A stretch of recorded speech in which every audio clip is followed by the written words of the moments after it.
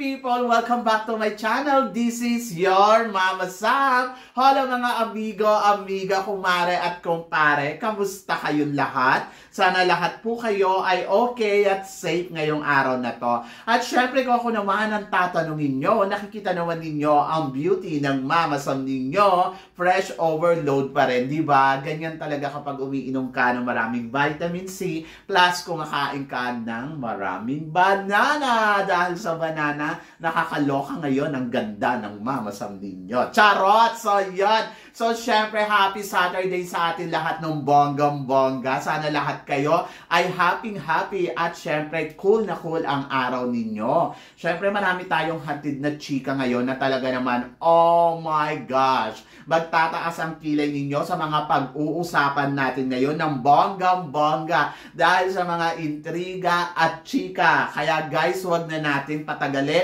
ang ating mga chika para sa una natin chika. Mama Sam, anong masasabi mo? Miss Environment gagawin sa Pilipinas. So well, ang Miss Environment International, ayun nga, nag-decide nga sila na magiging host country ang ating bansa.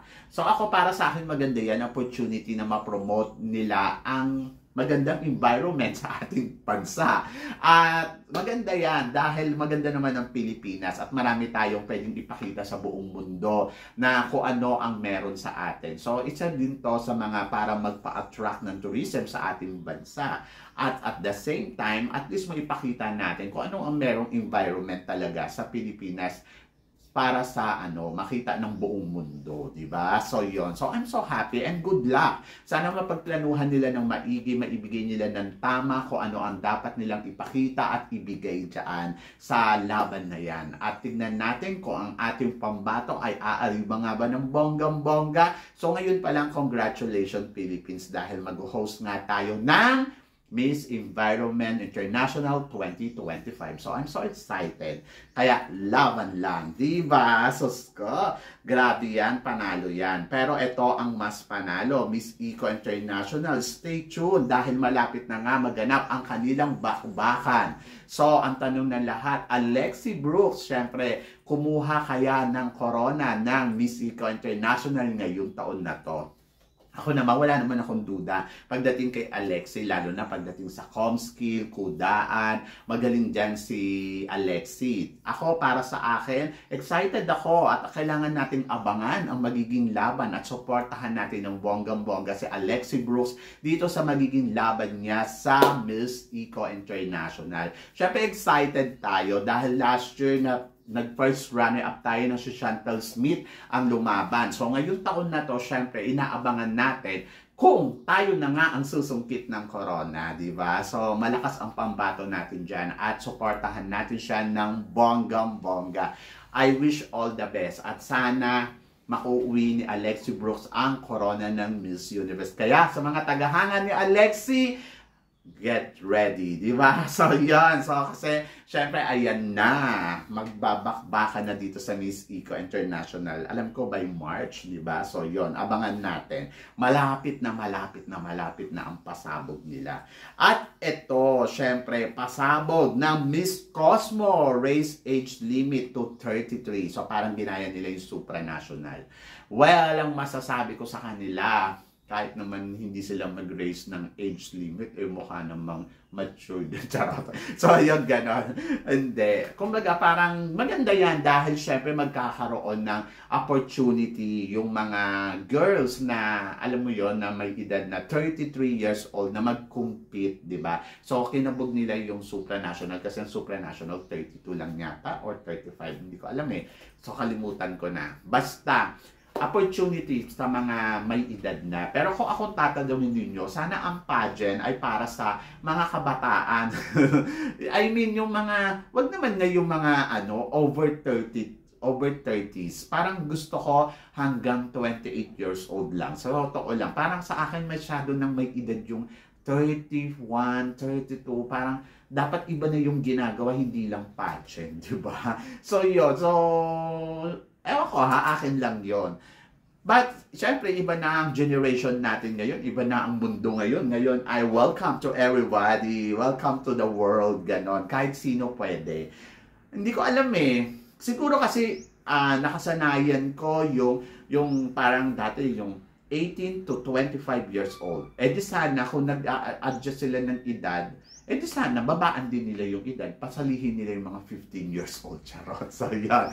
Hindi kasi di ba parang bata ka, hindi ka pwedeng sumali, pero yung matanda pwedeng sumali. O di ba? O matanda na siya, pwede pa rin siya sumali. Tapos yung bata, hindi ka pa pwede kasi bata ka, 15 ka lang. So dapat kung nag-a-adjust doon sa mga, nag-o-open yung doors doon sa mga adults, dapat nag-o-open din para sa mga younger. Ganon. Or dapat may mga pageant nga na para sa mga teen talaga, katulad ng 11 to 12 years old. Isahin na natin yung 1-year-old. Charot. So yun. Nakakaloka kasi, di ba? Parang lahat na pwede. Sinabi nila lahat pwede. Eh di ba silihin nyo na rin pati bata. Pero para sa akin, siguro talaga ang the best na pagsali sa pageant, 18, 19 years old, to 24 years old. Kasi dito challenge to para sa mga edad na ganito. Or 25 years old, ganun. Challenge to para sa kanila. And then, I think doon naman sa mga matured woman na parang feeling ko dapat iba na yung ginagawa. Parang mas lumawak yung ano. Kasi parang hindi lang about to sa pageant. It's about yung encouragement sa mga kabataan na paano sila, kasi ngayon yung mundo natin medyo iba eh. So, paano sila mas magkakaroon ng mas maraming experience, paano sila magiging matured, ganon, sa mga bagay-bagay, di ba? Nakakaloka. Anyway, kung ano na lang yung gusto nila, good luck. Total, ang Miss Cosmo naman ay nagsisimula pa rin naman. So, siguro gusto nila na mas marami yung masakupan nila. Ganon. Tapos, ang ipapanalo nila kasi dyan yung mga mukhang matured. Charot. Anyway, good luck sa Miss Cosmo. And Miss Cosmo naman ay patuloy pa rin naman sila. Ewan ko anong ginagawa nila ngayon. Parang wala naman iba. So, yun. So, basta, okay lang yan. Laban. Ganon. Nakakaloka. Na-stress ako. Anyway, Miss Grand Philippines Homecoming. Grand Homecoming. Magkakaroon na nga ng homecoming. Sana parade ba to? Hindi ko alam. Basta may homecoming na ang ating queen na si CJ Opiasa dahil magbabalik na siya sa December 7 sa Pilipinas. After niya, mag-first runner-up dito sa Miss Grand International. Syempre, ang dami nilang ganap dito. Ang dami nilang ginawa. Pumunta silang Korea. Tapos may mga modeling sila dito. Fashion show. So, yon. So, finally, makakabalik na siya sa Pilipinas. So, ang tagal, no? Ang tagal bago bumalik ng ating first runner-up. But, syempre, alam ko excited ang mga kababayan natin sa pagbabalik ni CJ Opiasa. Kaya iparamdam natin sa kanya ang pagmamahal, ang suporta ng Pilipino. So, yun. So, syempre, pumunta tayo kung saan man mga event nila at iparamdam natin kay Nawat kung gaano nga ba kabongga ang pagmamahal natin syempre kay CJ Opiasa para maloka siya. Charot. So, yun. Ay, nako. Syempre, dapat lagi tayong dyan. Dapat ipinaparamdam natin sa organization na ang mga queens natin ay hindi yan basta-basta. Basta suporta ng mga Pilipino, mararamdaman nila yan, no? Diba? So, yun, maloloka sila. Ako nga, sabi ko nga, nakakapanghinayang sana next time, golden crown na. Ito kasi si Mr. Nawat, hindi pa binigay kay CJ. Ganon! Anyway, so congratulations kay CJ Opiasa. Love ko yan. At naniniwala ako sa kanya, sa kakayahan niya, sa galing niya, at sa ipinakita niyang laban. So, maraming beses kami nakapag-usap, nagkita, at talaga namang ramdam ko talaga na ginawa ni CJ Opiasa ang lahat ng kanyang makakaya. Kaya kung ano man ang natatamasa niya ngayon na talagang ningning, deserve niya yon. At sana lang talaga na maiparamdam natin yun sa kanya ng bonggang-bongga. Diba? Sus ko, grabe. I'm so excited. Balita ko magkakaroon daw ng grand parade. Oo. Kaya, laban. At ito din, isa din sa mga nakaka-excite syempre, ang magiging laban ng ating pambatos na sa supranational. Ay nako, syempre si Tara Valencia, excited din ako dyan. Sabi ko nga, sa ano pa naman lalabas si Tara? Matagal pa naman sa June. So, siguro hayaan na muna natin siya ma-enjoy niya muna yung mga eksena niya. Pero sabi ko nga, sana habang papalapit ng papalapit yung laban niya, napaghahandaan niya to ng bonggang-bongga. Syempre, diyan yung kailangan talaga magpapayat siya kasi iba pa din. Tapos, mag-training ng bonggang-bongga para sa kanyang comm skills at kung ano pa yung mga eksena. At syempre, higit sa lahat, dapat talaga magawa niya talaga yung mga dapat gawin para sa ikakapanalo niya dito sa supranational. So, good luck and I'm so excited. So, saka na natin anuhin si Tara Valencia kapag natapos na yung taon. Yung malapit na talaga siyang lumaban. Diba?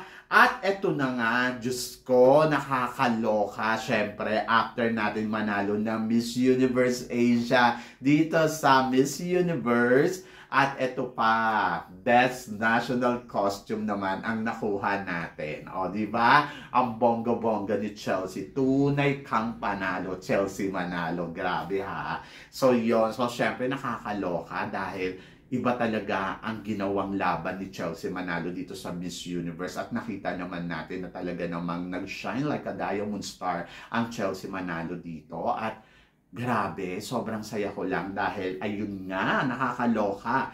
Nakuha niya ang #1 spot para sa Best National Costume. So, di ba? Back to back win tayo dyan. So, nung nakaraang taon, Best National Costume ang Pilipinas. This time, Best National ulit tayo. Best National Costume tayo. So, iba naman kasi talaga yung ipinakita ni Chelsea Manalo. Yung creation ng kanilang costume ay talagang sabi ko, grabe ha, ang ganda nito. Yung pinapanood ko, sabi ko, grabe, nandoon yung unique, nandoon yung may connect siya sa bansa natin.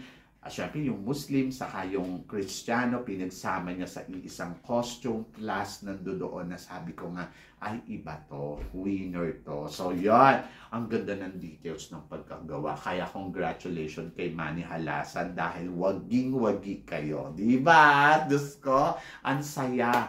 And ayun, ikinagagalak ng puso ko ang tagumpay na nakuha natin bilang Best National Costume. Kasi syempre hindi biro yan. Hindi lahat ng oras mabibigyan tayo ng pagkakataon na manalo ng Best National Costume in the history. 4 na beses pa lang tayo nanalo ng Best National Costume. Yung kay Gasini Ganados at saka kay Charlene Gonzalez, di ba? So ngayon, tingnan ninyo, naka-4 na tayo. So not bad. Kaya palakpakan natin si Chelsea Manalo ng bonggang-bongga at mabuhay ka. At iba talaga ang galing ng Chelsea Manalo. Panalo! Diba? Diyos ko, kayo guys, ano guys ang masasabi ninyo dito sa mga pinag-uusapan natin ngayon? Diyos ko, ikinatuwa ba ninyo ang mga chika natin for today? So please comment below para at least malaman ko naman kung ano naman ang chika mo dito sa mga pinag-uusapan natin ngayon. So yon, so syempre maraming salamat sa inyong lahat sa suporta at pagmamahal na binibigay ninyo syempre dito sa channel ko. At sa mga hindi pa po nakaka-subscribe dyan, please don't forget to click like and subscribe my channel at i-click na rin po ninyo ang notification bell para more updated tayo sa ating mga chika. Sabi ng ganon, always keep smiling and always think positive lang. Walang imposible guys. So magtiwala lang tayo sa itaas. Kaya guys, hanggang dito na lang. Hanggang sa muli nating chikahan. See you tomorrow. Thank you guys.